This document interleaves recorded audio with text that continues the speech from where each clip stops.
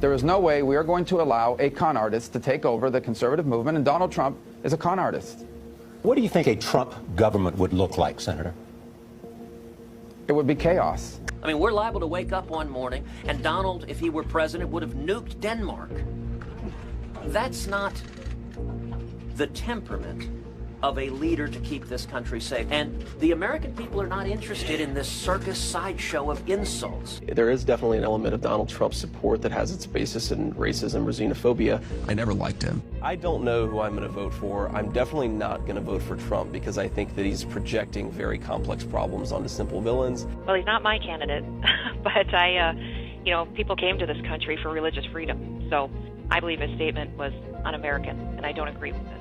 I think everybody knows that I don't support him in this primary election. Everybody in this country is very frustrated. This president and this administration have shown us how not to run a country and have placed a lot of burdens on individuals, and people are struggling.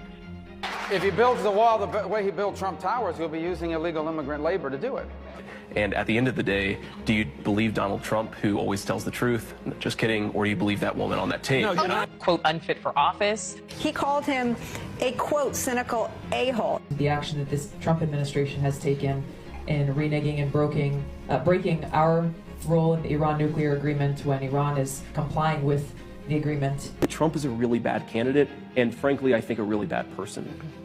Trump has committed an act of war. He has pushed our country into a state of war with Iran, a war that will prove to be far more devastating and costly than anything that we saw with the war in Iraq or the war in Afghanistan. It'll make those wars look like a picnic. I'm gonna get in trouble for this. There you have it, people. They all knew. Every one of them knew. J.D. Vance, Marco Rubio, Kristi Noem, and the rest of the Republican Party. They all knew that Donald Trump was corrupt. But somehow they managed to flip, and now they all work for him, and they go out of their fucking way to hide his corruption. Let me tell you how corrupt Donald Trump is. Donald Trump leave the White House and go to Mar-a-Lago or one of his other properties every weekend or every vacation or every holiday. Whenever he don't have to be at the White House, he haul ass to one of his properties. You know why? Because he take an entire team of servicemen with him, and every one of the members of his Secret Service team that protect him have to pay for their room. And you know how they pay? They pay with an American government credit card funded by, guess who? Us, the American taxpayer. Donald Trump forced every member of his Secret Service team to become members at Mar-a-Lago. Do you know how much it costs to be a member at Mar-a-Lago? $250,000 per person. So each Secret Service member had to become a member at his hotel, paid for by the U.S. taxpayer. Not only that, every night that they sleep in a bed or a room on Donald Trump's property, which they have to be there for his protection, they have to pay for that room every night, paid for by the U.S. taxpayer. You know how much a room at Mar-a-Lago costs per night? You're looking at it, a couple $1,000s per night that he charged the Secret Service. This man is so fucking corrupt, we can't even imagine. Donald Trump sued the Justice Department that he ran. This type of shit is new. Like we've never been introduced to any type of corruption on this level. So we don't even know how to explain this shit. Well, if you know anything about the government, you know that the president runs the Justice Department. They don't work for him. They work for us, the American people. But the president chooses who's the AG. He chooses, the head of the FBI. He chooses all of those people that run the Justice Department. He's in control of the Justice Department. Donald Trump sued the Justice Department for $250 million. So in turn, he's paying himself $250 million, and that money is coming straight from us, the American taxpayer. Like the level of corruption is mind-boggling. Mind-boggling. But somehow, some way, the Trump supporter persists. Do not care. They do not care.